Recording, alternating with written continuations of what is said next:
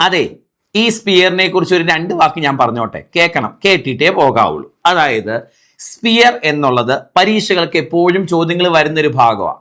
ഇതിന് ഒരു മുഖം മാത്രമേ ഉള്ളൂ മക്കളെ. നമുക്ക് പല മുഖങ്ങളുണ്ട്, പക്ഷെ ഇതിന് ഒരു മുഖമുള്ളൂ.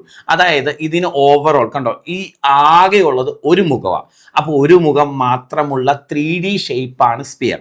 ഒരു മുഖം മാത്രമുള്ള 3D ഷേപ്പാണ് സ്പിയർ. ഓക്കെ ആണല്ലോ. ഇനി ഇതിന് ഉപരിതല വിസ്തീർണമുണ്ട്, ടോട്ടൽ സർഫസ് ഏരിയ എന്ന് പറയും. ഇതിന്റെ പുറമേയുള്ള ആകെയുള്ള ഈ വിസ്തീർണത്തെ ഉപരിതല വിസ്തീർണം അല്ലെങ്കിൽ ടോട്ടൽ സർഫസ് ഏരിയ എന്ന് പറയും. ഈ ഉപരിതല വിസ്തീർണത്തിന്റെ ഇക്വേഷൻ ഒന്ന് പഠിച്ചോണം.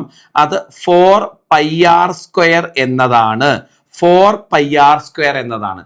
അപ്പോൾ ഒരു ഗോളത്തിന്റെ പുറമേയുള്ള വിസ്തീർണത്തെ, മുഴുവനായിട്ടുള്ള വിസ്തീർണത്തെ, ഏരിയനെ ടോട്ടൽ സർഫസ് ഏരിയ, ഉപരിതല വിസ്തീർണം എന്ന് പറയും.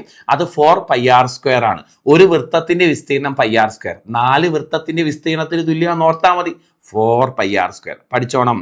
ഇനി ഇതിന്റെ വോളിയം ഉണ്ട്, വ്യാപ്തം. അതായത് ഇപ്പൊ ഇത് തുറക്കുവാണെങ്കിൽ ഇതിന്റെ അകത്ത് കൊള്ളുന്ന അളവ് അല്ലേ. സോ ഇതിനുള്ളിൽ കൊള്ളുന്ന അളവിനെയല്ലേ ഇതിന്റെ വ്യാപ്തം അല്ലെങ്കിൽ വോളിയം എന്ന് പറയുന്നത്. ഈ വോളിയം എന്ന് പറഞ്ഞാൽ അതിന്റെ ഇക്വേഷൻ നിങ്ങളൊന്ന് കാണാതെ പഠിക്കണം. ദേ പിടിച്ചോ, വോളിയത്തിന്റെ ഇക്വേഷൻ 4/3 πr³ എന്നതാണ്. എന്താ ചേട്ടാ? 4/3 πr³.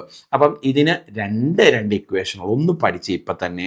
ഇത് പലപ്പോഴായിട്ട് ഷോർട്സ് ഒക്കെ കേട്ട് അങ്ങ് പഠിക്കാം നമുക്ക്. ഒരു സ്പിയറിന്റെ ആകെയുള്ള വിസ്തീർണം 4πr². ഒരു സ്പിയറിന്റെ അകത്ത് കൊള്ളുന്ന വ്യാപ്തം അല്ലെങ്കിൽ വ്യാപ്തത്തിന്റെ അളവ് എന്ന് പറഞ്ഞാൽ 4/3 πr³. 4/3 πr³. ഒരു മുഖം മാത്രമുള്ള രൂപമാണ് സ്പിയർ. ആകെ 3 കാര്യങ്ങൾ പഠിച്ചില്ലേ? സ്പിയർ പഠിച്ചില്ലേ? ഇനി അടുത്തൊരു സാധനവുമായിട്ട് അടുത്ത ദിവസം കാണാം. അപ്പൊ ശരി, ടാറ്റ.